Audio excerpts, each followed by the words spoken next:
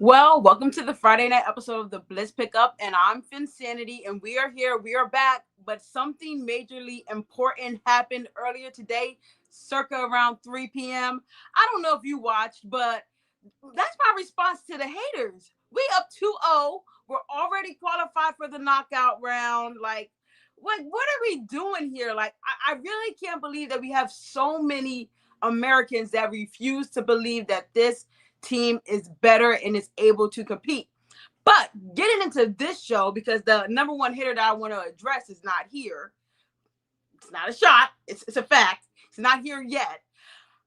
Tonight we are going to be talking about the cornerback room, and as we embark on breaking down every position group that we have some questions to ask. Are there concerns? Who do we believe is going to need to step up? And then finally, can Haffley have these young guys ready? So Tone, I'm ready for you. I'm ready for you to come up. Hey, how you doing for Sunday? How's your day so far? Spirits is high. Oh, Spirits is spirits high. high? Yeah, Feeling spirits is good? high. Red, white, and blue, baby. I, Red, I red, feel white, I and wanted blue, to wear the baby. red shirt, you know what I'm saying? I Stars just and wanted I stripes. just feel a little, a little I don't know, patriotic today, maybe a little bit, some going on. Did something happen today? Yes, a United States team offense kicked, a defensive team's, what? Are we allowed to say that word? I mean, I don't know what the copy or the strike rules Technically are. we can. Hey, yeah, we do over here. Yes, we can. The United States men's national team kicked some defensive ass today. Facts. That was a concern, but it ain't a Um, concern no more because we showing you without our best player, arguably our best player. How many of those things did we get today, Tony? I believe I'm not sure, but maybe you can help me. I think was it 2-0 today? 2-0. I'm sorry, 2-0. I gotta speak the language. 2-0. Um, Yes, yes. Listen, as you can see, my new headline is U.S. men's national team. And that +5 is not my handicap. That's not my golf handicap. I just want you guys to know that's not my golf handicap. That is the Miami. I mean, look at me. The United States national team. That's their points differential. So yeah, y'all figure that out. This year it seemed a little different. That's all I'm saying. Hey, shout out to my co-host that was trying to tell y'all it's different this year. I'm just saying. Maybe you should hit the toot button. No, I know you because modest the and job's everything. not done yet. I have You know what? someone I like saying that. You know what? round Job's not done. 32 after the round they're going to keep pushing it back, but this is what I believe. I am At first I was really upset that the US were not going to be playing and on the East Coast, right? All the games have been on the West Coast. Shout out to LA and shout out to Seattle. But the way Seattle was so loud today, Yeah, they was wild today. I Yeah. heard them through my TV. I heard the music bumping in that stadium. I heard the chants. I heard the crowd. I heard the noise. Like, I haven't seen the American Outlaws show up this much and this excited, and people outside of that just for this opportunity. And I'm just like, wow, thank you so much for showing up. We really appreciate Yeah, you. there you go. I ain't I'm want to just cut like, you. I appreciate you, my brother. wow, like so many people have always put, the men's team on the back burner because of their lack of success and have really focused on the women's national team because of their success. But now we're actually seeing a competitive team, and it's just like the pace that they're playing with, they're relentless with their attack. And then for what it was worth, we got to see a little bit of their defense, show up today when Australia did try, to attack in the second half, and they were Yes. still able to get a clean slate out of there. So I'm really excited, and they took on a little bit of physicality. I've seen them, face more physical games, in the CONCACAF, so that was, nothing new to them. But I am recharged, I am re-energized, and I'm just ready for this team to see who Shout we out face to in the knockout. yeah, I appreciate it. Listen, when we was on TD show Tuesday, right? Yep. Our brother got accused of ducking the smoke. Yes. He was talking a lot of trash. And then all of a sudden, he's gonna be a little late today. I don't know if he's ducking the smoke because he do know the first couple minutes is when we just talk and have a conversation about everything else at the beginning of the show. So maybe that's why he want to show up a little late. I'm not saying that's what happened. I'm just saying it's not a coincidence. That's all I'm saying. He does. Maybe it's a conspiracy. All I'm saying is +5, my brother. When you get up here, just ask me what +5 mean. With all that trash talk. shout out to the USA men soccer team for looking. I mean, they look tremendous so far. Like 2 games, especially like you said, without Christian Pulisic, listen. They didn't miss a beat. Mm-hmm. Miss a beat, and I like that they're attacking. Like it doesn't. They're not wasting motion. They're not afraid. They're taking chances. And things like that is like okay. They're being aggressive. They're Mm-hmm. aggressive, and it pays off. Like you can't pay off if not willing to be aggressive, especially with a team like Australia. Australia, would they sit back and Mm-hmm. make you patient? No, there wasn't no sitting back. Sitting back. The pace that it started off with, I was like, yo, I don't know if they're going to be able to keep this up. But I forgot soccer players are used to that. But Yes. everyone was attacking the ball. Do you know how people sit back and wait? No. They was attacking the ball. And I'm talking about 1-2 players at a time. And I'm like, oh, okay. They're making sure you do something with that soccer ball for sure, for sure. But yeah, man, I'm proud of them. For Sanity, shout out to you for already putting us up on game. I was at work doing double time. I was, I got 3 screens, 3 monitors on my so I had my far right monitor was the game. You hear me? I figured it out. Anyway, you get it. That's the way we go about it. You ready to get into the show? Because I know you are excited because you are a defensive guy. I don't know if you guys know that about Tone. Yeah. And today we could talk about our DBs. Tone, let's address the elephant in the room, right? Not that many veterans, right? We have a lot of young guys that we expect to be on the field. And when we say veterans, we're talking about people who have like an extra amount of experience, right? We understand that we have guys that are coming back that are on this roster competing, but what are your thoughts about this DB room? And if you have any concerns, please tell the people. Well, see, the question that I would have is, will the lack of, the veterans create a problem? Because I was looking at the roster for Sandy, and the oldest player the player with the most experience in our cornerback room is Marco Wilson. He has 6 years of experience. Mm-hmm. And I was He like, came whoa. from Green Bay, correct? Yo, was he at Green Bay? Wait, was he at Green Bay or was he the Patriots guy? I know he came out of Florida because I hated you know me, but I'm not sure. Right? I can look it up. You want to look it up, or he came from Cincinnati? Okay, so he's the guy with the most experience. Oh, I know. And I'm like, oh, he's not a starter, right? Mm-hmm. But I guess he has full-time experience, so that may help. But that's a big concern for me. Then you have Storm Duck and Juju Brents with 4 years each. Mm-hmm. Ethan Bonner 3. Like I'm going up and down his roster, and I'm like, there isn't too much experience for a young DB unit, right? Mm-hmm. But this is the biggest concern for me, and this for me. They're under a first year, like this is their first year being together. Right. All of them. And returning from this team, and as far as DBs, you can say Storm Duck, Ethan Bonner, but they didn't play. Neither one of them had too much playing time. Ethan Bonner, towards the end of the season, played 1 game. So if you look at it from that standpoint, that should be concerning for everyone.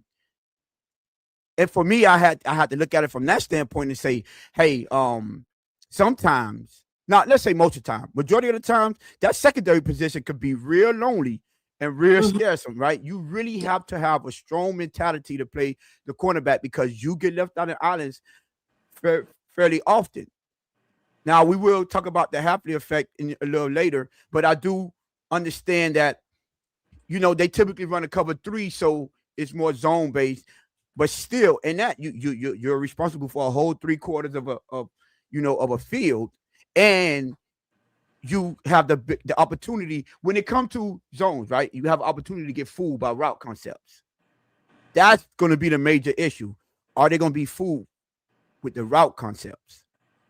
So now with them getting in the installs and having these OTAs, I think for them and that position of group alone, that is going to be the major concern with, okay, we need to get them as much reps as possible in 11 on 11 so they can see how this look. I'm not going to say full speed because they don't really go full speed in training camp, but to get it's like simulating how the game is going to look. That is the major issue for me, and I think everyone should be concerned. I'm not gonna say everyone should be concerned. I have major concerns because a young secondary, and it's the first time all of them been together. Add that on to the fact that this is their first year in this scheme, Yeah. first year head coach. There's a lot going on there.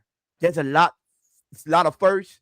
There's a lot of learning. There's a lot of curve, learning curves there, things like that. So obviously, yes, my initial thought would be, man, I have major concerns. The biggest one I would say outside of the lack of, you know, veteranship is that our best one on paper It's a is a rookie. rookie that we drafted later Yeah. in the first round. So I don't know how you feel about that for Sanity. I want to see what how You you know, feel, but that was my same sentiment. Our best DB, best cornerback is supposed to be a rookie. Now I go back. Sometimes I try to recall, as you know, things that the coach has said, and I like the fact that you mentioned that cover three, and zone, right?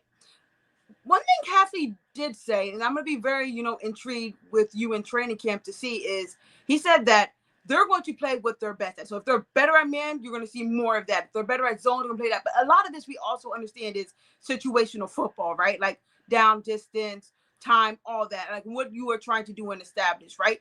Also, what does the front look like? Because the front can, help. And we will get to, the front sooner than later. I promise you guys. We're getting through every mm-hmm. single one of these positional groups. Now, to say that we don't have a concern, that would be crazy. That would be really like immature from a football standpoint. I do believe though that when we do talk about the Halfley effect, there's a solution to that concern, right? And as we get into training camp and you get those one-on-one matchups, right? We're going to get to see a lot of work. But what I'm going to be looking at is, what happened. Sorry, don't want to get into it too much. What I'm going to be looking for, majority of it, without saying the name, is technique, fundamentals, footwork, hip rotation, how you're getting back, how are you reading, where are your eyes, can you trust them, all the mechanics that it goes to take to be a great DB, which I know you, Tony, are going to be breaking down wonderfully for us because he will be at training camp this year. Shout out to that. Let's pick up training camp coverage all off season. Boom. Just had to plug that in. I had to plug it in. Sorry. But if I had to put it on a scale of 1 to 10, right? Right now, I'm going to say it's about a 7.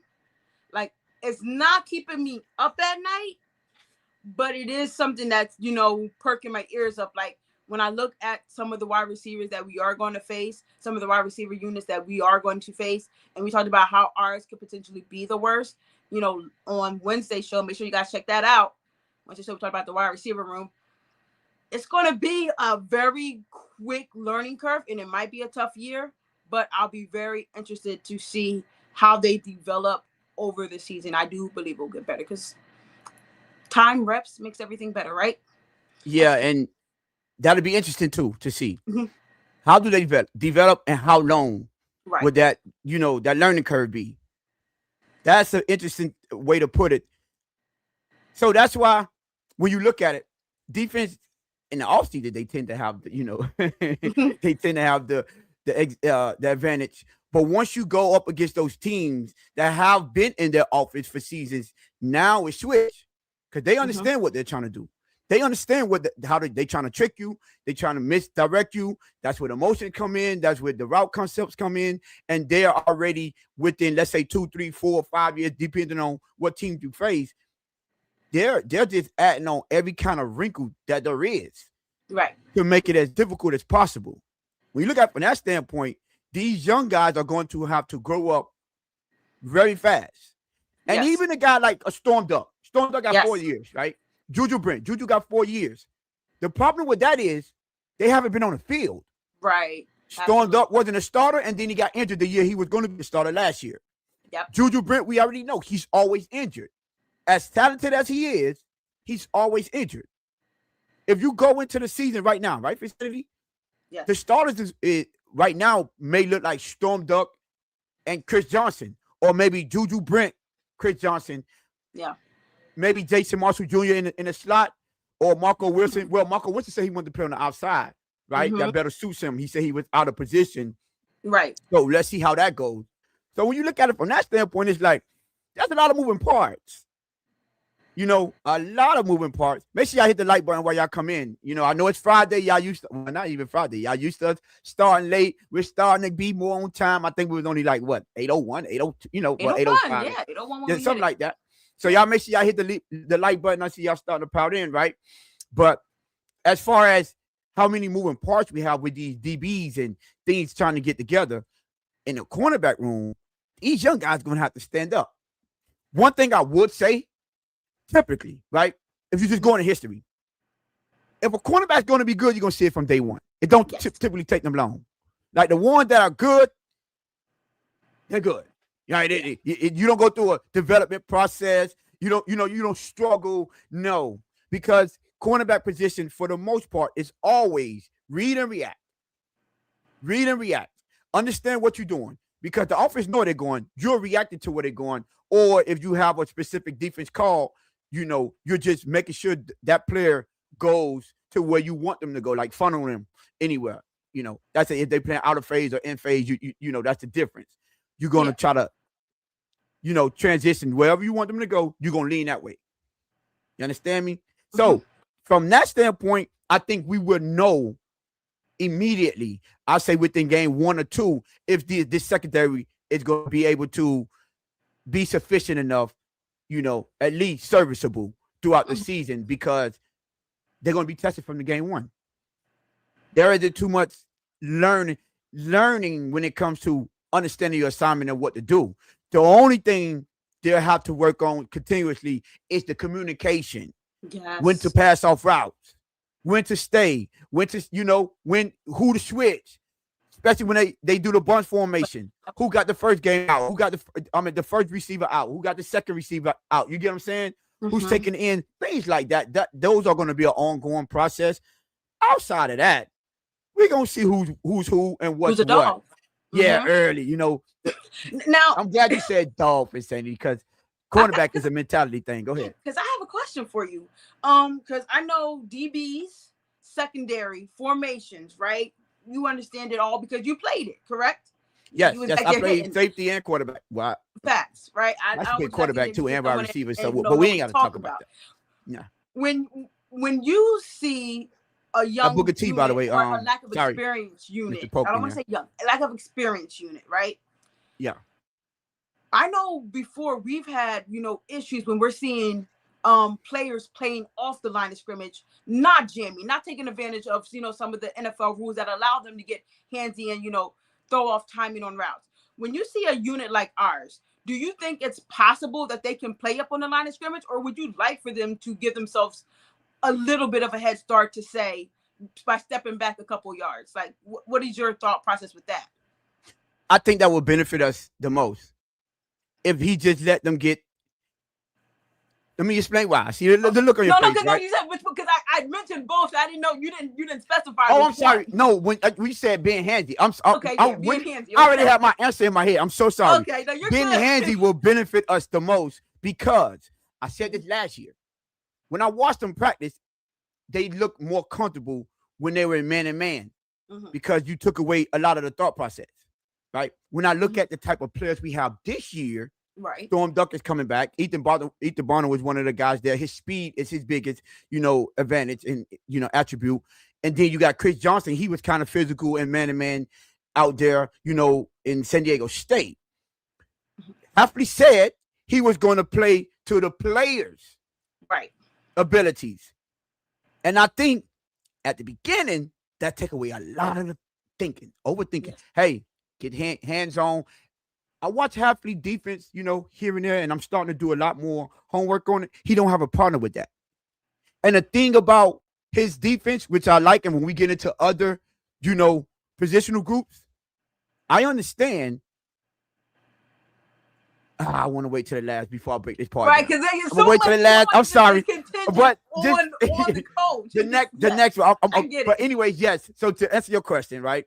I Hmm. do think us being handsy and getting them more at the line of scrimmage will benefit us the most because one thing I know, and this is from my personal experience, sitting back, waiting for someone to make their move, it's like you get antsy. You don't want to do that Yeah. because you're thinking too much. But once you right there in the action, It's right there. I already know what I'm doing. I'm gonna make you go this way. Whatever you do, I'm already ready to go, understanding what I'm doing.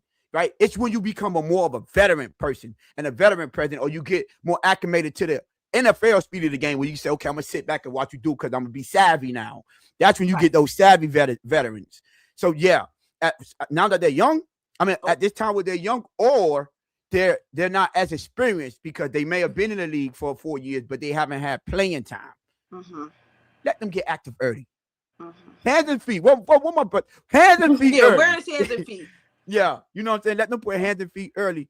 Do you agree with that, or? Oh, absolutely. And one of the things wide receivers do not like is when you put your hands on them, right? Because they're trying to get out to their break. They understand that they have an internal clock that says, I got to be somewhere, or I need to get to where I need to do. Even when you sometimes see, like, where they're trying to pick, but, without it being a penalty, right? If you can even negate that by just like you're allowing your fellow teammates, to navigate the space of the field, right? Especially, listen, in bunch formation, I feel like that, if they can figure that out by, week 3, get a good feel for that and how they want to navigate that, they're way ahead of the schedule for me personally. But yeah, you have to be able to put your hands on, receivers. Think about the one play with Tyreek, right? That we always, pull up. When he gets bodied, with the Jerry and we're Speed. like, we're paying you all this money, but in a key situation, you're on the ground. Right? When you have savvy route runners or guys who like to, get out into the open space, right? Or they're trying to, figure out, like, or they understand where your hole is in your zone, and you're not necessarily giving them that time to navigate or get to that space. You're also, when you're doing that, you're giving your defensive lineman an extra second or two to pursue the quarterback, right? That also helps them. And, we can talk about how it can navigate and help every single, group, but I'm not going to go on that, long spiel and rant. But yes, if you say you want to be a physical team, be physical everywhere. Put your hands on the wide receivers and let them know it's not going to be just we're going to let you off this line of scrimmage easy. We're not going to let you try to dictate, our reaction. It helps you because now where they're having that space, if you're off, you're trying to react even more. You're not even really in position because they're already reading your body and knowing like, oh, this is what I got to do to get around you. If you're with them, you feel their body momentum and weight, and you have a better feel for what they're trying to do. So that's what I'm going to go for. Yes, put your hands on them.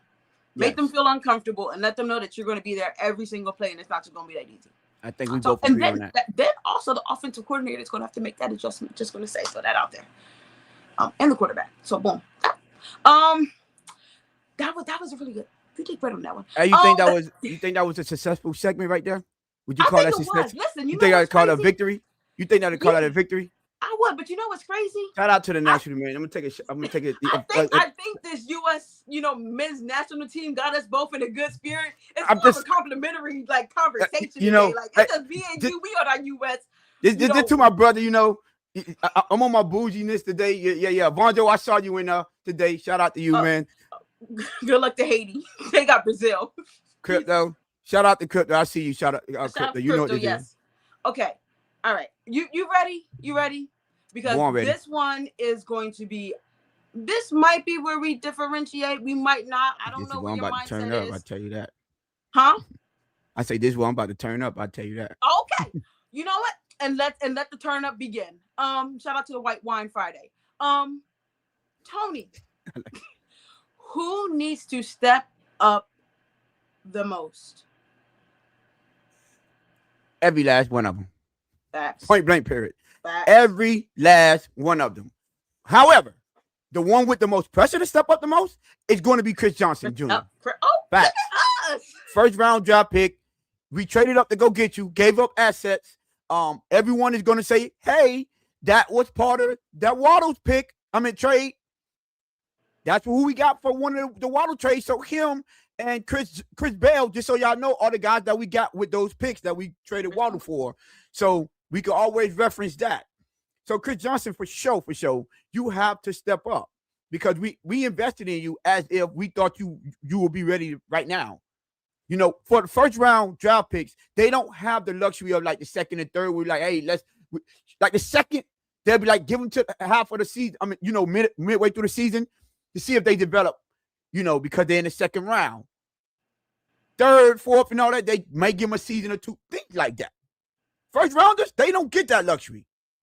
Now you have a little leeway because you're in the 20s, lower in the first round. They may give you a little leeway that you could play okay, but for the most part, at the end of the season, they want to see you be performing at a high level from year one, especially from the cornerback position, because that's a premium position.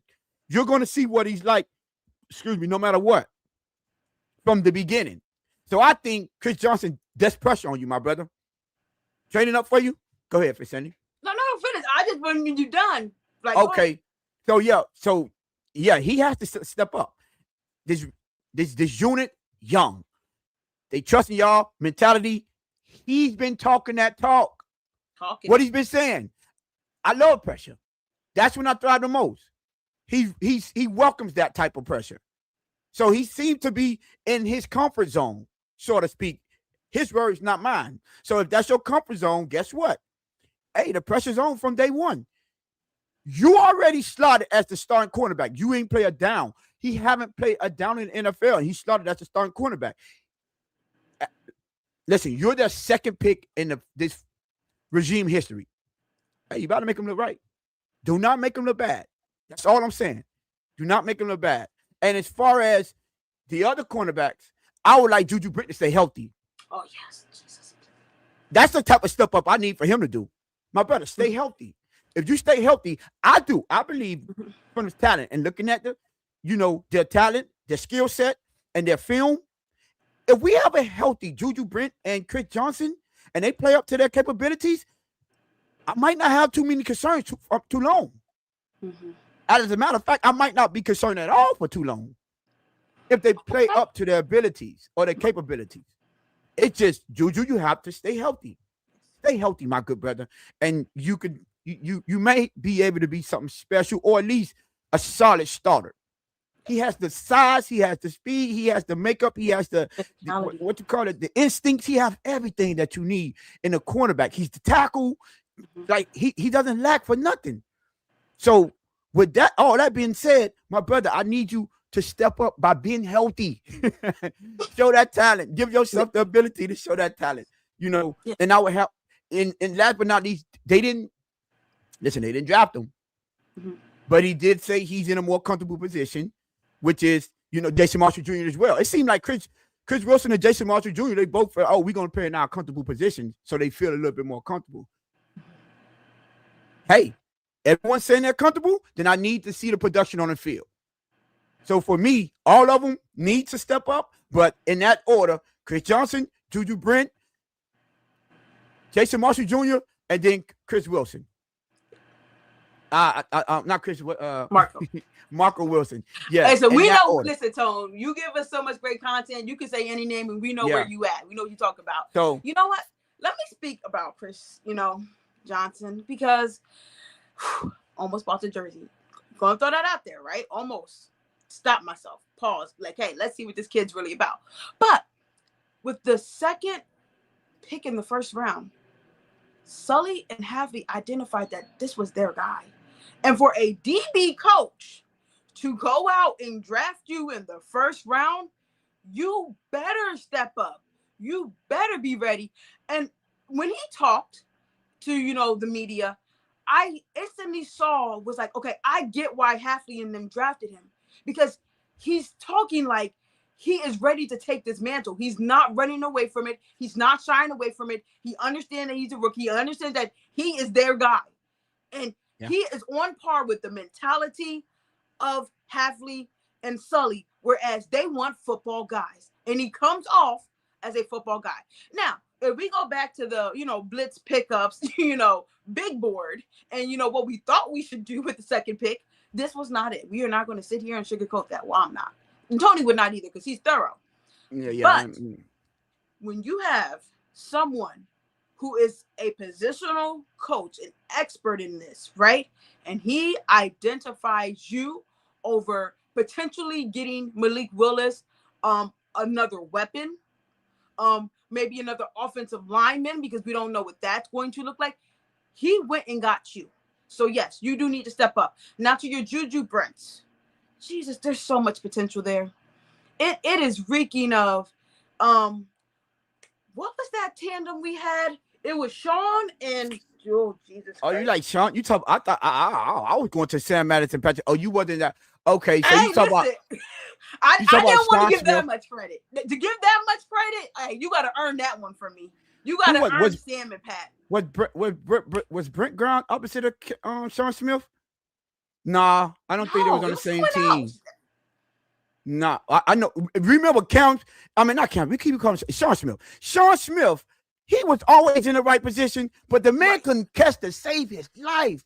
He Right. dropped so many interceptions. I was like, bro, what are Right. you But doing? that's base. That's what we starting there. To give Pat, no, we can't go to that regime. That was too near and dear to my heart. You got to Yeah. earn those stripes to be compared with those guys, Pat and Sam. But whoever that was, Sean Smith, and I knew Smith, but whoever was opposite of him, right? I believe that Chris Johnson and Juju, just their size, just their instinct around the ball, just their physicality. This team can be that identity that Hafley wants, and you're hearing it spew out of them. They just have to go out on the field and show us that they can do that, fully, consistently on the field every Sunday. Someone said it might be Grim Frank. Oh, maybe. I was saying if it was Brent Grimes, I'm saying that was ooh.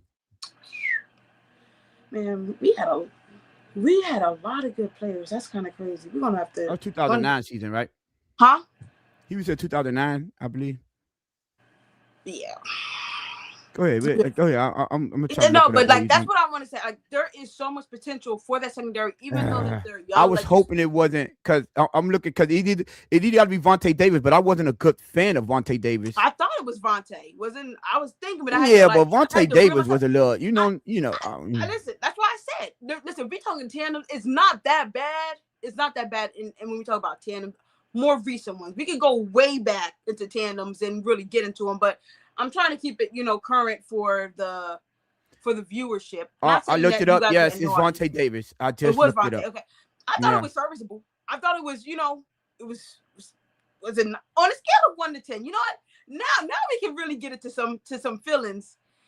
On a scale of 1 to 10, how would you rate that duo? Huh? You really want me to do that? Yeah. Listen, I would say. Ah man, I'll say nah. That's and you know what? I'll say 6. 6. No, okay, bro. I'm sorry. Because I was when they played. I was a wee little tired. Insanity, no, because I was a wee little tired. Listen, I remember Vontae Davis. Listen, I'm sorry to tell you, Insanity. You think he was overrated? Yes, and I'm not even gonna say we dropped in the first round. You do know that, right? I remember that. I remember him, right? And the thing, this is what I want to say. What I remember about him. Get some history. Welcome to the history part, guys. I'm loving this. No, this is really good because it's going to help. Like, I love this. Come on, because when I was a little girl, so like the eyes and the lens that I saw it through is definitely different than the eyes and the lens that you saw it through. But we're close. I was 7, you were 6. We weren't that far off. I'll say 6, and that's only because he wasn't terrible. Right. And that's the thing. Like, like 5.5, maybe. He wasn't terrible. Was he good? He was okay, man. He was okay. Let me give you this. Listen, I want to tell you. Listen. Mm-hmm. The problem with Vontae Davis is he wasn't taken too good to the criticism because of his lack of playing, like his lack of playmaking. He wasn't living up to that draft that we just in the first round. He wasn't living up to a first round draft pick, right? Now, this is what. Now, just listen to me when I say this, right? This is what pissed me off about him. Mm-hmm.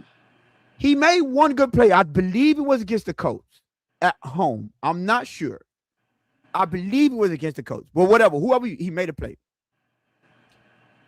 And he had a pick 6. You know what he did for Insanity after the pick 6? He quieted the crowd at home. He quieted the crowd at home because he couldn't take it.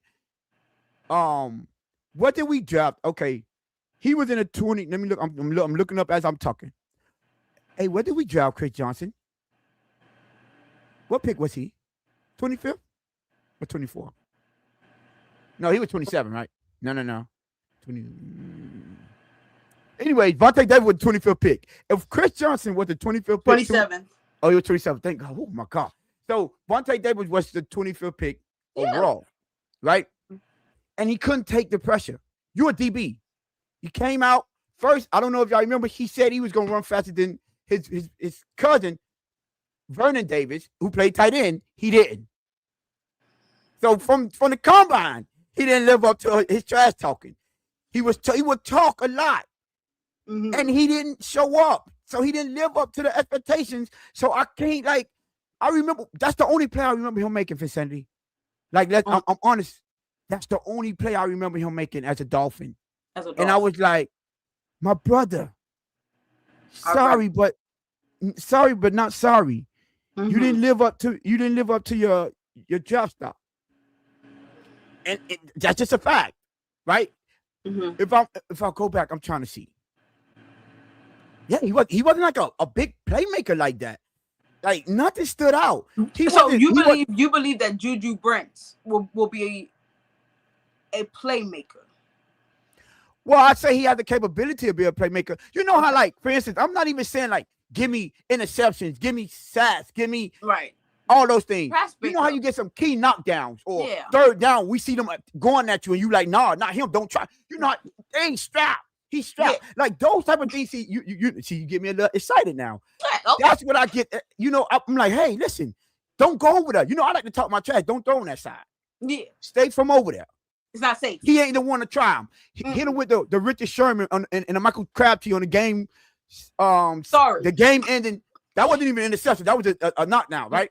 That's why you put a sorry receiver on me or something like that. Yeah. You go put a sorry receiver on the best cornerback on the field. You hear me? Best cornerback in the league. I like to talk that kind of trash. That wasn't a turnover.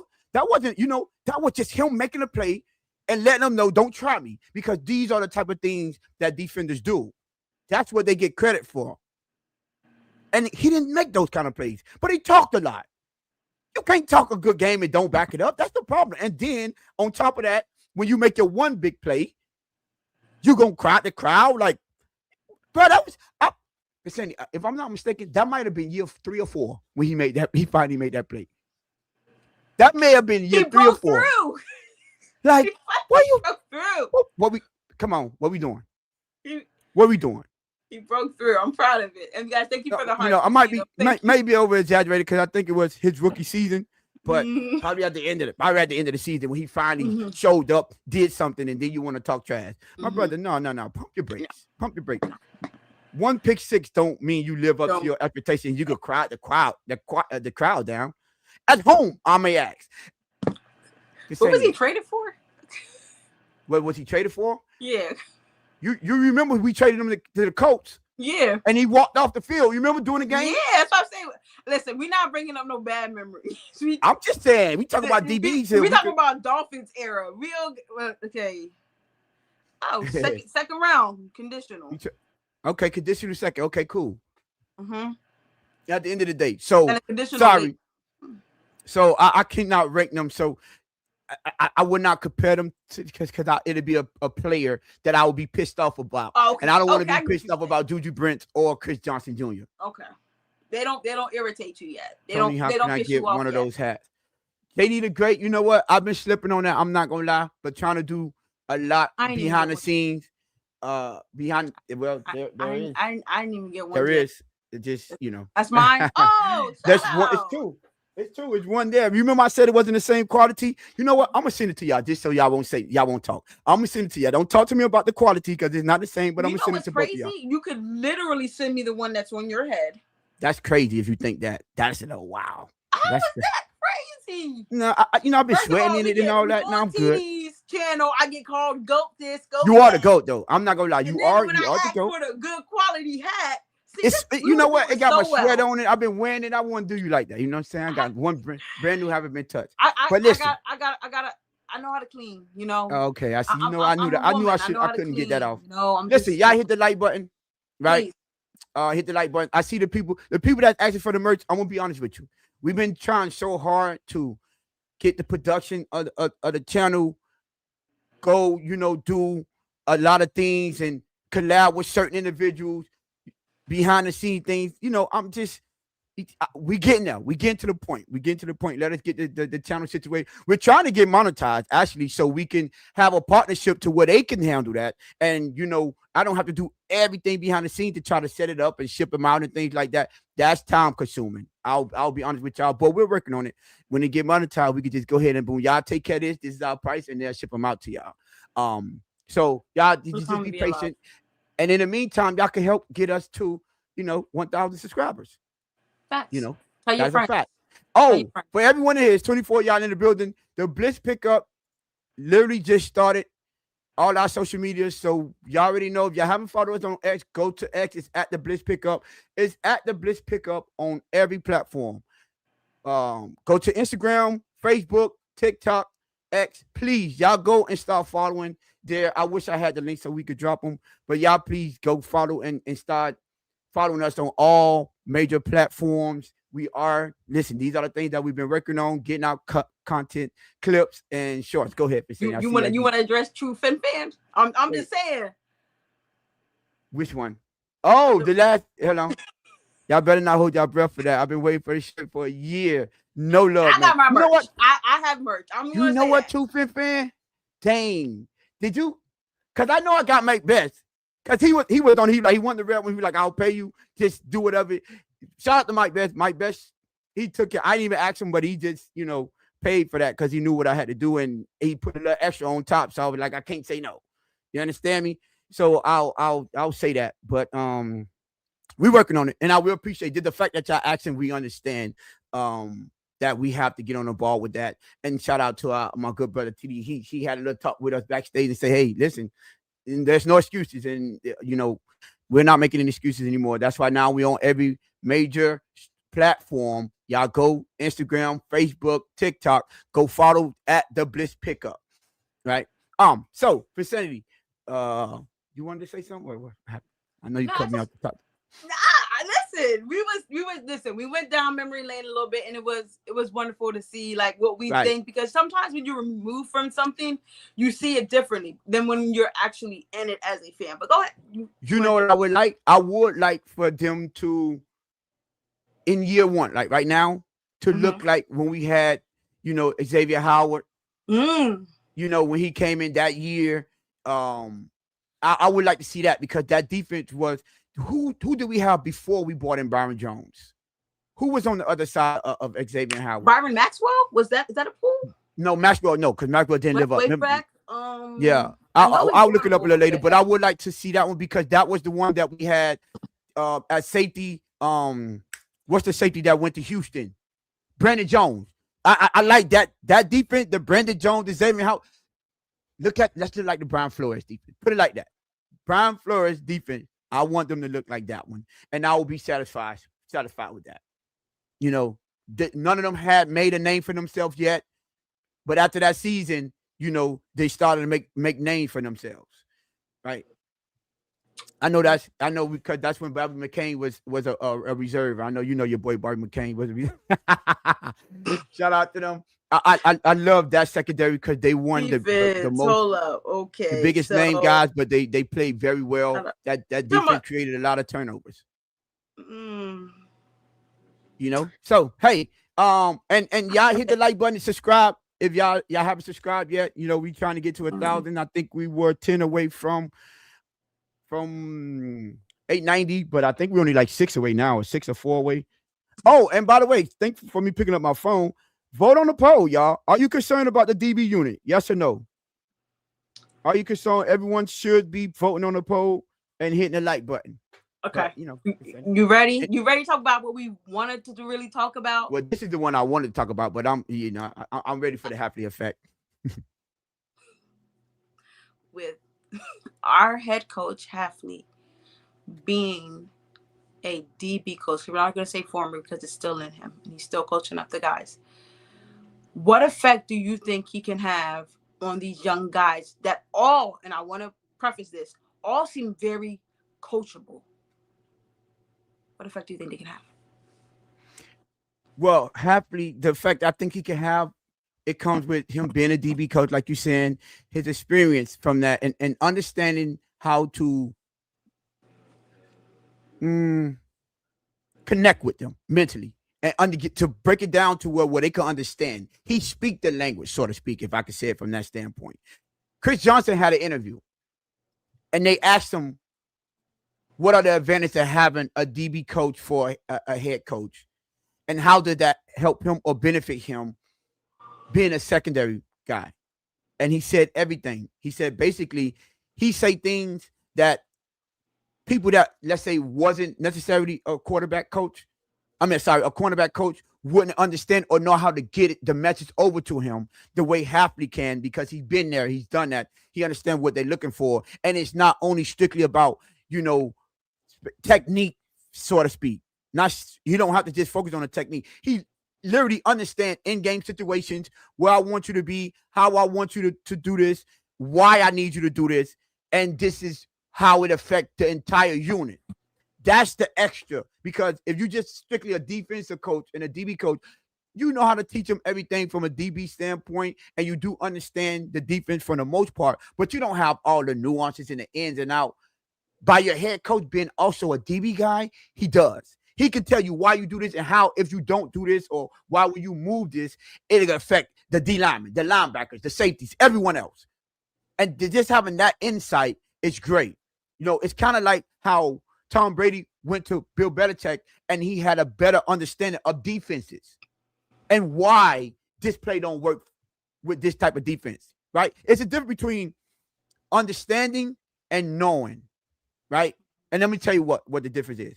When you know what to do, you understand, you're gonna always be in the right position.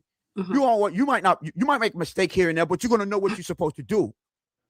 If you understand what's going on, you can teach it. Mm-hmm. See, teachers, that's what they do. People that understand teach people. Mm-hmm. I couldn't come up here and tell y'all a lot of the things that I tell y'all on Wednesdays if I don't understand what I'm talking about. I'll just be another person up here looking at a screen talking. But when I break it down and say, okay, this is why the seam route work here, because this is the concept, this is what the defense is looking for, and this is what they're trying to force you into. They want you to throw the numbers here. They want you to throw the ball here because they know it's difficult. It's a more difficult throw. That's the difference between understanding and knowing. Jeff Hafley understands DB. He understands how it feels to be on that island. He understands why you can't get or cheat on this, or why it wouldn't benefit you to get out of position or whatever it is.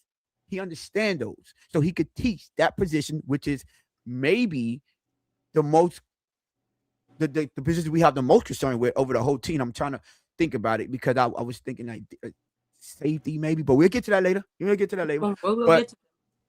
But I think DBs based on Tony, you finna get that Madden 27? No, cool boy Curry. I haven't played a video game, maybe 5-6 years, maybe longer than that. It's been a minute since I played video games. So, I used to be a video game junkie, but it's been a good little minute. It's crazy. Like, listen, that used to be my second job. Second. Didn't you tell me you were like once ranked? Yeah, but see, not in Madden. My brother was highly ranked in Madden. I was ranked in 2K and Call of Duty. Those are my every day. But anyways, back to the topic at hand. So yes, so I believe that would be the biggest advantage the biggest effect that he can have on these cornerbacks is because he understands it and teach it. And I'm gonna tell y'all this. Let me say something. Give y'all just a little sneak peek of things that I've learned just by being coached. Just because a guy coach doesn't mean he know what he's doing. Just because he's the head coach or the DB coach or the second. Listen, I've been listening to, this is my personal experience. I've heard him be like, what? That makes no sense. Or if you change coaches and you be like, that makes sense. That makes my job a lot easier. My previous coach did not teach it that way. Right. Then you start understanding, man, some of these things don't make sense. And now you hear some of these stories coming out. Sean Smith, we were just talking about. Yeah. said someone about how these coaches didn't know what they were talking about, and it didn't make sense to them. And he was talking about our head coach. Yep. So the fact that when we would listen to Hafley, you remember we listened to Hafley, and y'all know our brother. Listen, he's a top critic. He don't give people no credit or nothing. He's very difficult to impress. When he heard Hafley talk about and break down defense, he was impressed. I was impressed because I'm like, the way that he broke it down lets me know that he has a great understanding of the game of football and teaching defense. That's how you become a great teacher. Now, I haven't heard Vic Fangio get in depth and in detail in explaining the game of football and the way he run defenses, but I have watched him coach on the field and teach to where I'm saying, okay, he understands. Mm-hmm. And that's a difference. I noticed those little details that people overlook that I'm like, okay, that's going to make a world of a difference. Because from the first day of practice, I see how he's handling the defensive lineman, and he's not giving them no time off. And those was considered the two best players at the time, right? Mm-hmm. And I was like, I see that, and I noticed that, and I like that. Turn around, what happened? That defensive line had the best season in the Miami Dolphins, as a unit when it came in terms of sacks. Mm-hmm. It was time to be alive. Right. So we're not gonna underestimate the teaching aspect of it. You know, long as you teach them and give them a good understanding of what they're supposed to do and why they're supposed to do it and how it affects them, when they go out there and they execute, yeah, your job is done. They don't have no excuse for not going out there getting it done because you've been taught to understand what's going on in every situation. And I think those are the things that's going to benefit the secondary because Hafley seems as if he understands what needs to be done, why it needs to be done, and he knows how to get it over to people. That's a big key as well to teaching. You got to be able to teach in a way that people will receive that. Like if they're not receptive of what you're saying, you can tell them the best thing in the world. If they're not receiving it, it's all for nothing. And he seemed like he knew how to connect with his players too as well. So those are all the things that I believe that Hafley effect will have. One last thing I would like to say because this gonna Hafley's defense, it kind of helped the secondary out a lot because he does a lot of simulated pressures, which means he doesn't allocate a lot of people to blitzing and things like that to where you have those extra defenders back there to where you don't have to cover as much ground and have that big of a responsibility.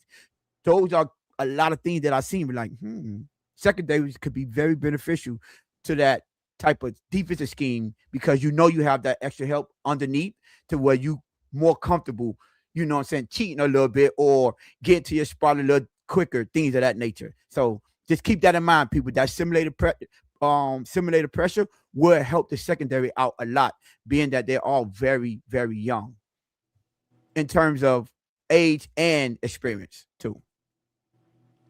Go ahead, Sandy. Oh, go ahead, Vincent. After you laid it, you know what? I thought you wanted to, you know. You know what? The Hafley effect was beautifully stated by you. It was beautifully laid out. There's just one thing that I wish you would have just brought home. You talked about the teaching, you talked about the understanding, you talked about, you know, a lot. And I receive it all. It's the fact that every single one of these young men, I'm gonna break them down. One, have the benefit of their head coach being a positional coach and know exactly what they want. Two, he's a guy that is patient with his development. Like if you're not getting it right, he is going to have you do it over and over and over again until you do it the way that he wants it to be done. Three, it is open competition. And sometimes you go into a season thinking, I'm just here to be a camp body. I'm just trying to make it past cut day. I'm just trying to, try out for, I'm trying out or, showing up for a practice squad roster spot, right? Any way to get an NFL check, biding my time, right? But no, he has opened and issued a golden ticket to say, right? I brought you all in. Maybe outside, but no, I think he's going. I think the pressure is even on Chris even more. I think he may be getting a little bit more lit, but I don't think he navigates like that. And Chris is going to really have to show, why he deserves to be on the field. Because to your point, there are guys here that have, not starting experience, but understand the speed of the NFL because they've been in it longer, right? But the mindset of that, right? Knowing if I can come to work, do the job, do my best, right? I have a shot, right? But it also gives the fan base a sense of comfort to know that, like, hey, and Tony, I'm gonna be asking you about this when they release the depth chart. I'm gonna be like, Tone, those the two best. Is that one A, one B? Like what is it? Is it 1, 2? But the fact that his approach to having a competition, and it's not just training camp, it's throughout the season. Show up, practice, show why you deserve to be on the field more than the other guy, right? I do believe, guys can cement themselves in, right? And it's going to take something very mind-blowing to do that, or like you just got to be way above and beyond the other guy. But being able to show up and know that, hey, you really do have a chance in the NFL to get a spot. And I think that's why, hey, there's a lot of names we can run down that are going to be, fighting for this, number 2, number 1 position as a DB, right? But there's so many things you can, show, like you talked about. How do you communicate, right? With your fellow room, your DBs.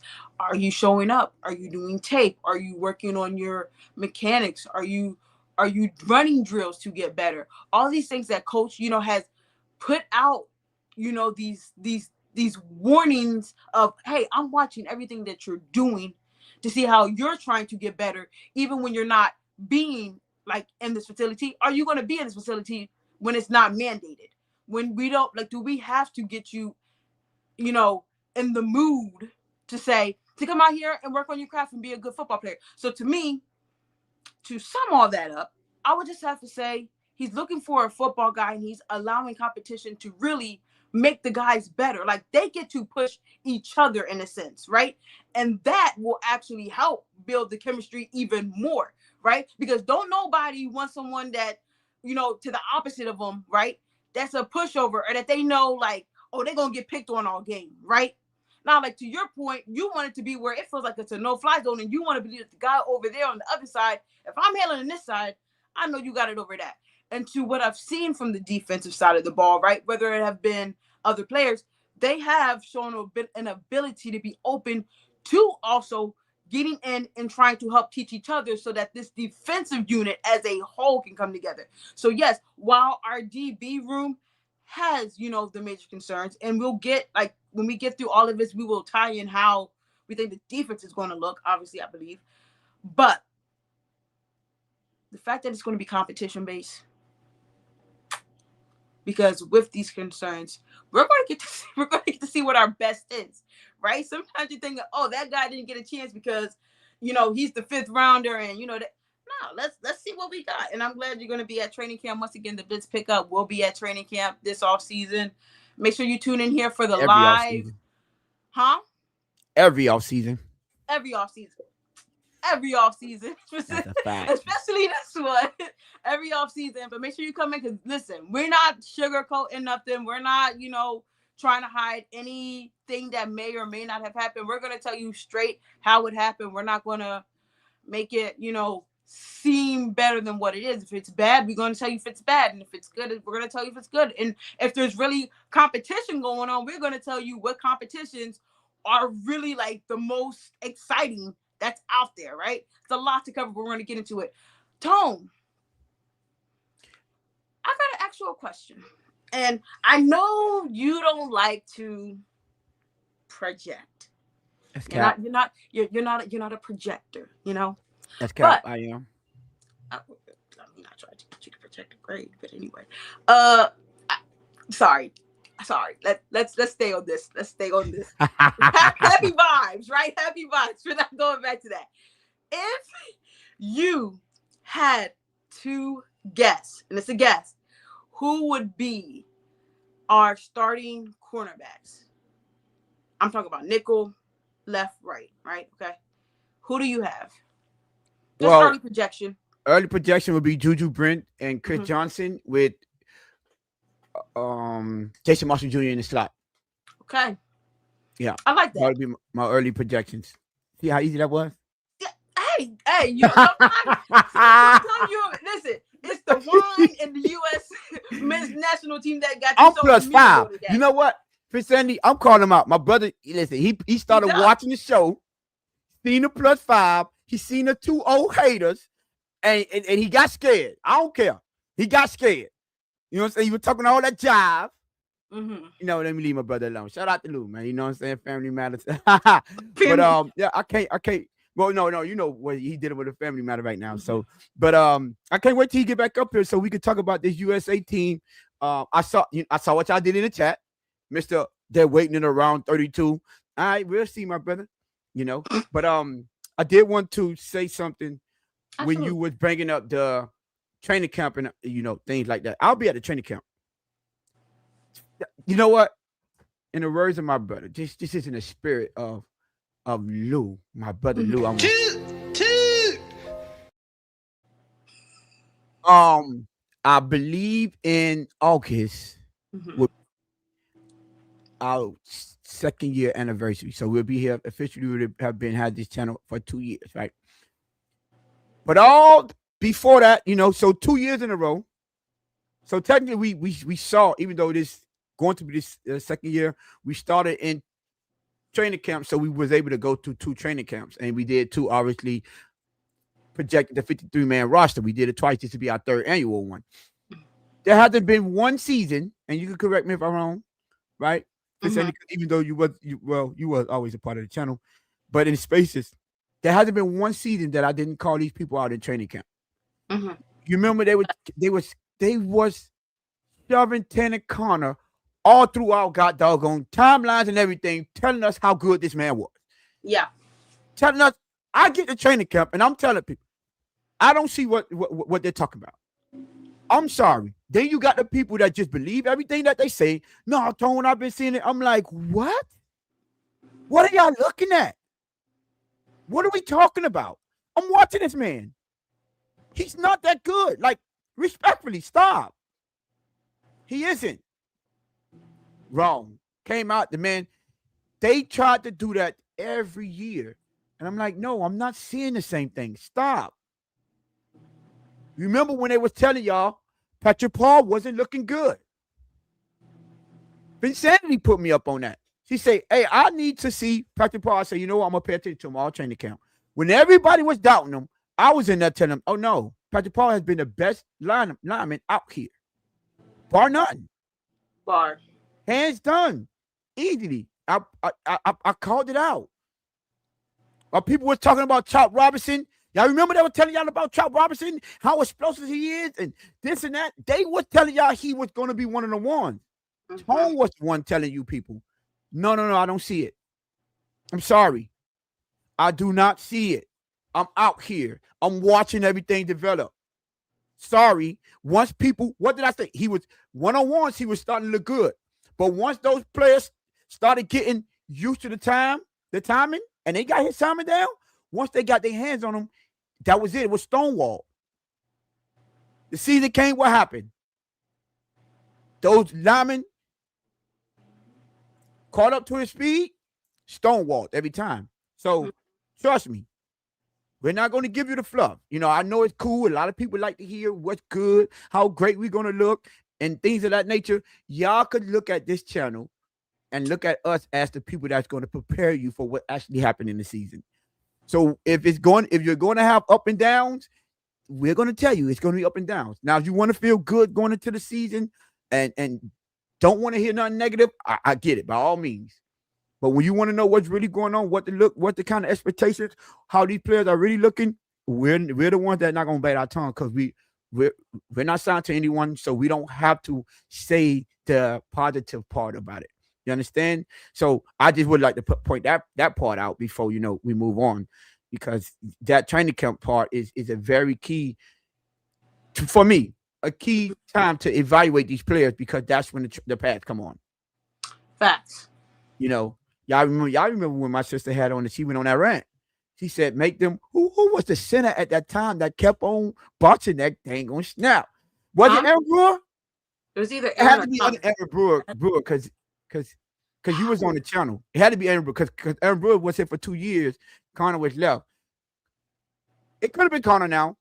It could have been, It could. but I I knew know it's back to back because it happened 1 year with Connor it had on to the be with Aaron field, Brewer. It could have been and then both of them. Aaron It could have. wasn't getting it right. Yeah, it One of could have been both of them. Yes, because we like, man, again, and I think that's them. what pushed you over. And was like, man, I'm tired of this. You understand? So yeah, listen, for all y'all, we understand that. We understand. We're all fans of this team. We all want this team to do well and be extremely good.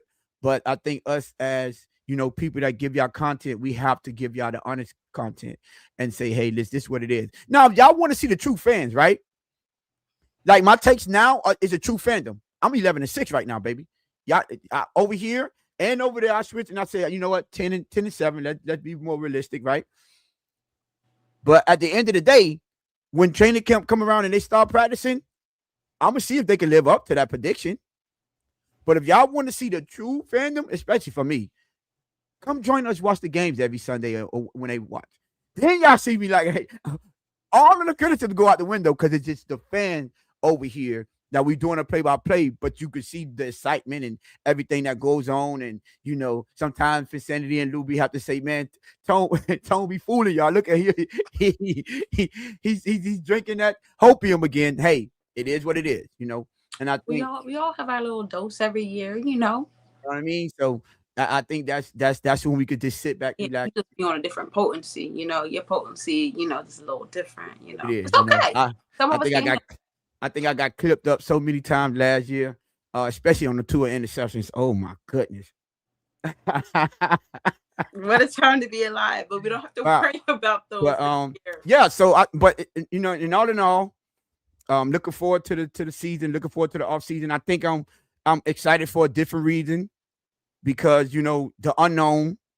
To me, this is something new as far as a regime change. I think it's technically a full regime change this time. So I'm looking forward to that. And look, it's the off season, man. This is when we here. We talk to y'all as our people, still bring y'all content. But we all know what we're waiting for. We waiting for the training camp. We waiting for preseason, and we waiting for that season to start. Right. So, yeah, man. But hey, shout out to y'all. I see y'all. I wanted to bring this. Hold on, my nemesis. I wish Tone brought Alex back home. Hey, shout out to my boy Alex, man. Y'all know how it is. Mr. Park, I see you in the building. Y'all make sure y'all hit the like button, make sure y'all hit the subscribe button. Help us get to that 1,000. So we can monetize it over here and keep on giving y'all this great content. True Fin, I did see you, my bad. I got one for you. Pinkies up, my brother. You see it. I did see you earlier. Y'all know, once we get in, shout out to my lovely co-host over there. She taught me about staying focused and not let the chat break my train of thought when I'm giving out the content. So it's to be better on the watch, the look back. And so did my brother Shake, because Shake liked to watch us the next morning, and he was like, yeah. It's good for the look back, because when you're talking in the chat a lot, we don't understand. But listen, shout out to y'all. Y'all do know when the season starts, we're gonna get back on our arguing stuff, because y'all know how we do. And when we see it, especially when Lou get back, we ain't forget about y'all. We gonna be seeing y'all, watching how y'all react to these games, and we're not gonna let y'all. It's still the jungle over here. Believe that. 4 and 13. Here we go. You still with the 4-13? All right. Oh, No. the jersey not on today. You did. When the jersey on, that's when it's yeah, like, oh yeah. But like, jersey's not on today. Hey, you know what? So it's okay. So you were the fan Tuesday, you switched, and Wednesday, now Friday. I'm still Friday. a fan. It's like you said, like super uber duper fandom is at that right now. When if I were to give my super like Homer fan prediction, it would be a little different. But since we're I'm trying to be on the straight and narrow right now. Let True me be. Fence fan said 3-14. God, 4-3, all 4-13. Ooh wee. Listen. Once we start getting closer, I'll start giving more predictions. Y'all know what? And Vicinity took a shot at me earlier, right? And I know I that didn't take what a lot of shot. a lot of people be trying to get me to give blind predictions and things like that. I criticize and I call a lot of people out for doing that. And for them to try to make me a hypocrite, I'd be like, no, you don't have enough information to be predicting things now. Don't be doing that. I don't But talking about. now when you get me to do a prediction like that, I'll be like, okay, cool, I could do that. But Yeah, because at the end of the day, we're going to release our roster, like our depth chart. yeah, That's 50. Just so y'all that's unaware, we predict 53-man roster, the initial 53-man roster, and we see how close we are with ours as opposed to the actual one for the Miami Dolphins. We've been doing pretty good. I'm not gonna lie. We've been doing pretty good. yeah. With predicting them. We probably be off by 11, 12 players sometimes. You know, out of 53, I think that's a really good percentage right there. So let's see how good we do this year. It's interesting to see Halfley's mindset. See, because we kind of got that second year, right? We kind of grabs like, okay, they like this amount of tight ends. They like this amount of detail. You know what I'm saying? So we was able to get a little better. This time, let's see how, the mindset of Halfley, how he constructs his 53-man roster, how many receivers he's going to carry, how many tight ends. We was able to reference like, oh, last year we kept 4 tight ends. So this year we might have to take out, we had to take out because they didn't have this many receivers. They had an extra tight end, things of that nature. So it's going to be very interesting to see how Halfley and his team assemble the full 53-man roster and what positions do they prioritize. You know, I think tight end might be up there. I'm just saying. That's you want to give a prediction. I think Is tight that end is might be that up is there. that is that like no? Because you know what, we did wide receiver, then we did DB. That's See, trying to see see, the pattern. Yeah, like I'm trying to see, are you going you offense, want you ain't defense, got to. I'm gonna give you the pattern. We did wide receivers. and we did their counterpart to DBs. There you go. Bingo. So if Okay. I do tight ends, you know what's coming after that. Well, see, if Yeah. I do tight ends, I could go two different ways.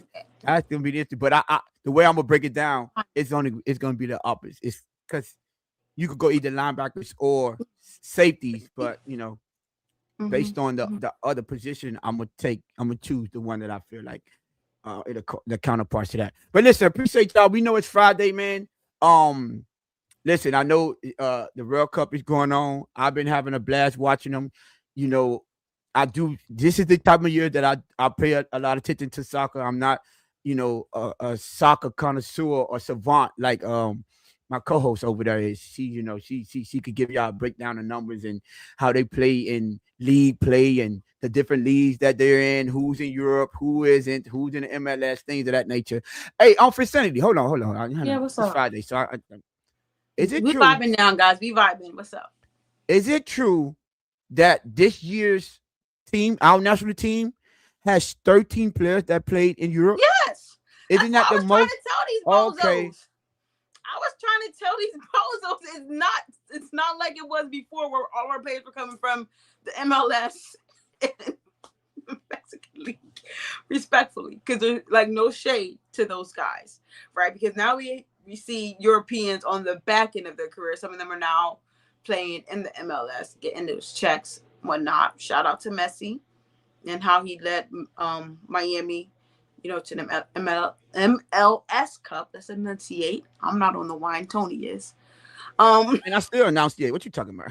I'm saying to me. I'm talking about Oh, me. But yes. And that's why I was very excited. Now, are all of them, starters? No, but they're getting that training. They're just like the European players in NBA, right? mm-hmm. Some think they've been able to catch up, right? Because the league has adapted more to their playing style. But if we were going back to our playing style, we would. Anyway, we're not going to get to a whole debate Yeah. about that. But yeah. So it's been very it's been very beneficial for our players because now, like you said, right, they understand how the Europeans like to play soccer and their philosophies. So now they know how to counter it a little bit better. Now, with all that being said, listen, I believe we are going to win our first game in the knockout round, right? Oh, that's what I was gonna ask. There you go. I believe. I believe, right? That round of 16, it's going listen, we're gonna need prayer and every bruja, every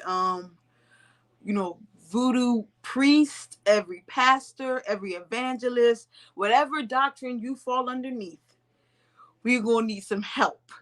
We are going to need some help in the round of 16. I don't know how the draw is gonna go. I gotta look how that, favors us and all that type of stuff. But 32, oh yeah, we kicking whoever out. What? Get out of here. It's us against the world. It's us against the world. Oh, and shout out to them, playing Bon Jovi's Living on a Prayer. Jersey out here winning in all aspects. And then, listen, all I'm saying is I didn't hear no Pretty Ricky. I didn't hear no Trick Daddy. I didn't hear no Rick Ross, being bumped in the stadium. It's not for I'm that just stage. saying. You're probably better off. You're most likely to get either a pit bull or a flow rider. A flow rider, because those are the international people from Miami that make that kind of music more to the pop side. But you're not going to hear no Chick Daddy. I'm talking about crib. Pretty. Crib those people. are the crib. Hold on, those are the crib. Pitbull crib. Yeah, Mr. 305. He grew up in Hialeah. Girl, you crazy? That's Mr. 305. When you hear 305, that's the crib. Let me put you up on game. 303. When you hear 305, listen, trust me. 305 is crib. That you know what I narrowed that down, because that's literally Dade County. Like, you know what I'm saying?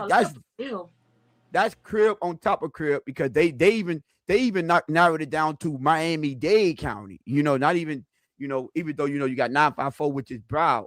But yeah, both of them, those are actually 305s.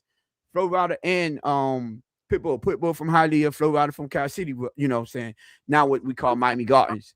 Can someone check in on Von Joe? Robert Von Joe, hate again, smack. 3-0, first half. Wow. 3-0. Wow. 3-0. Yeah, True Fit fan said JT Money. That's absolutely not. Yeah, that man. No, that's no. He from the trenches. No, sir. Who was Mike Smith? Mike Smith. He from down south. Okay. Wanna Trick Daddy understudies. Oh yeah. We're not gonna get. That's more the crib music right there. They play gated community music. Yeah. I said Pitbull or Flow Rider. That them internationals right there. Both of them went international. You know what? I can see that. I'm trying to think of the Pitbull song or the Flow Rider song that they would play, but I get it. The international. Yeah. Pop rap, they the one got pop songs and things like that. Yeah, I get what you're saying. Anyway, Bon Jovi was played, so shout out to Jersey. Here you go. We just some wholesome people up here. We make wholesome music. You know what? Shout out to y'all. I just have a question. And this is, guys, we're just spitballing the football. We might get back to some football. We don't know how this is gonna go. It was announced that there's gonna be a versus between Pretty Ricky and B2K. I now, as a man, I'm not going to ask you anything about that. I'm gonna just give my spiel because Hold on, wait. Hold on. Go give your spiel. Hey, I'm gonna give my. First of all, I just feel like B2K was a bigger group, but, and I want to preface this. Who had the most hits? Can I be honest? I wasn't allowed. And I'll be honest. I wasn't allowed to listen to Pretty Ricky. So it was a little different. I get it. Yeah, that's a little different. Hey, they know but a number. Late. So I was going to ask you, what should I like? What like? What? Hey, listen. I only heard one song by them, and then it was cut. You could not listen to them. And which one was it? Listen to my parents. So, and listen, the only reason why I heard them was because they was on 106 & Park, the music video. And my parents heard, and they were like, no.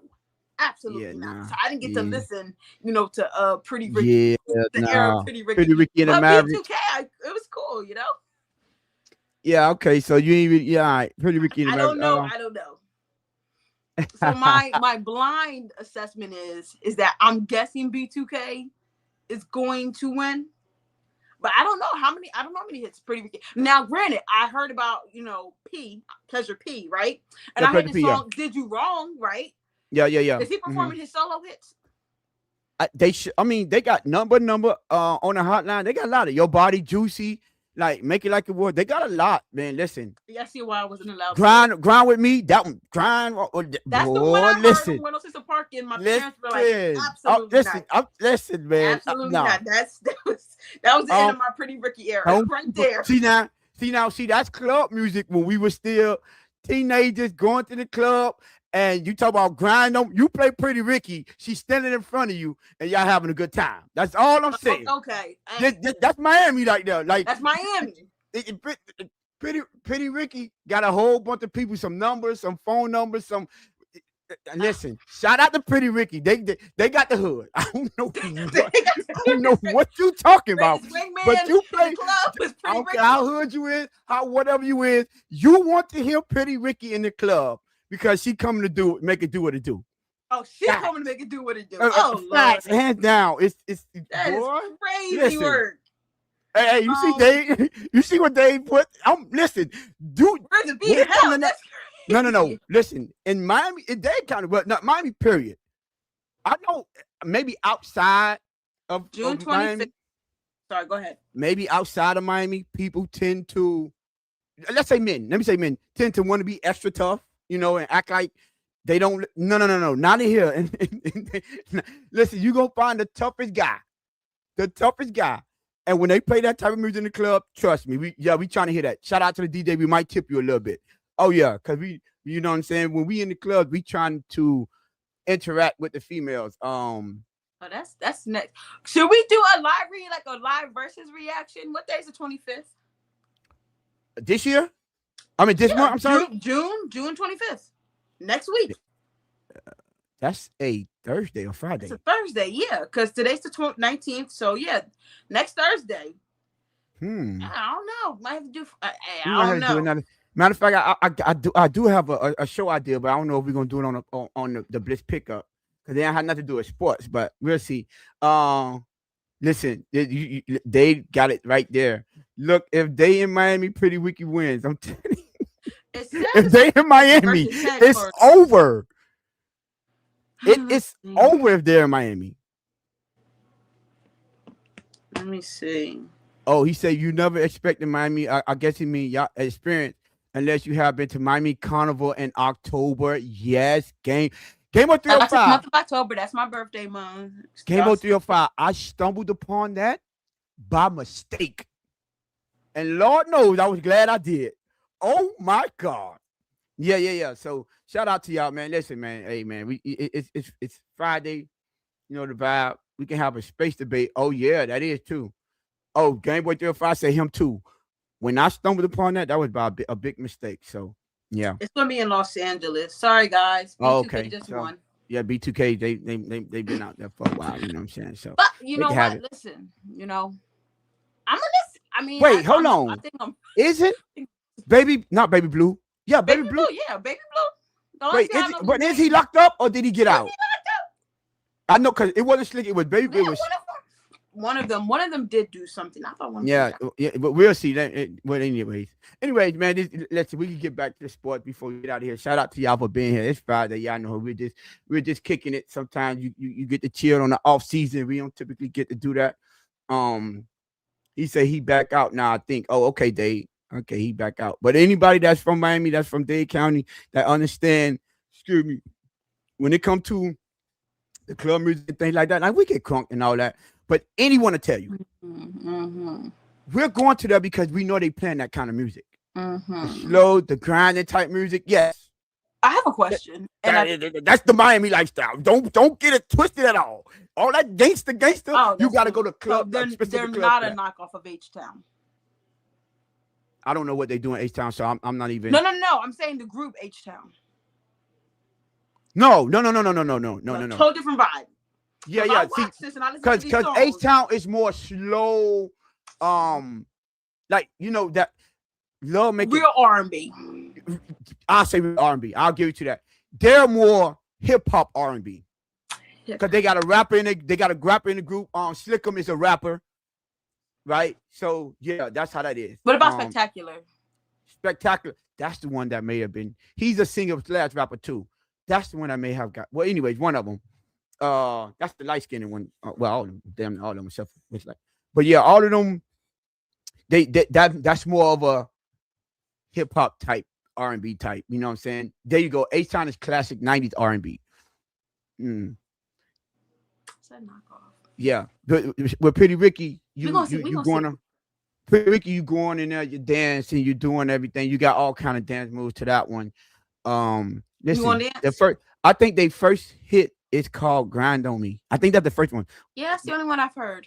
Yeah, That was the first of last. Yeah. Mom and Dad shut it down. Lord have mercy. Mom and Dad's like, no. Bring back my memories, y'all. That came out at 05, right? I was in my early 20s right there and there. Crazy. Listen, you man, every party, every club, the music is over. Man. You having flashbacks? You over there smiling? I'm telling you. I'm telling you. Bring back the times. What's he doing here? Oh, he said grind mode. Yeah. See, now you talk about real 305 on Game Boy 305. But yeah. But you know what? That's interesting. I want to see how, because I didn't know how big Pretty Ricky had got outside of Miami until, like you said, they started being on 106 in Park.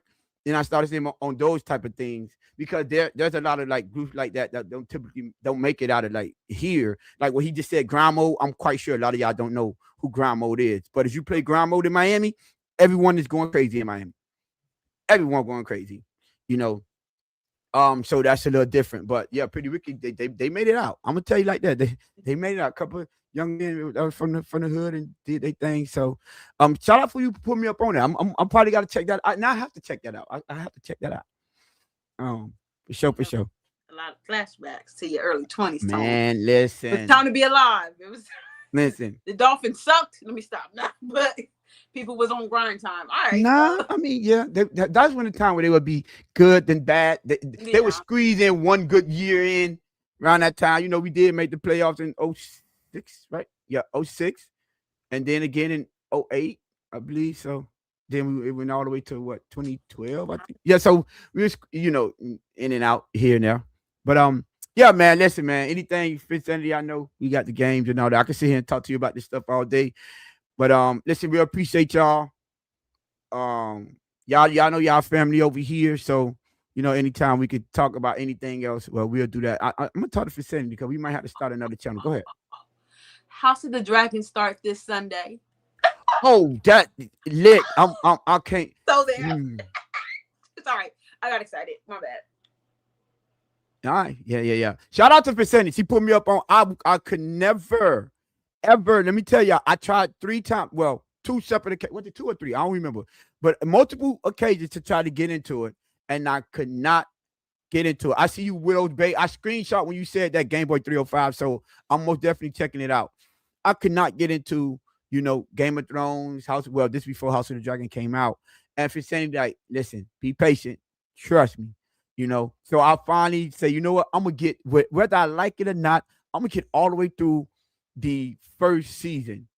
And I tell you, if that wasn't the best, I'm hooked. I'm asking her how the books, what's the difference between the books and the show and all that. You know what I'm saying? I'm looking at all the nuances and the details. I'm like, hold on, wait a minute. This, when she told me about Egg and all, and I'm like, what? Hold on, I gotta learn these characters. That one is shout out because I'm really not that fantasy type stuff. I wasn't really a big fan of it, but I've always been open-minded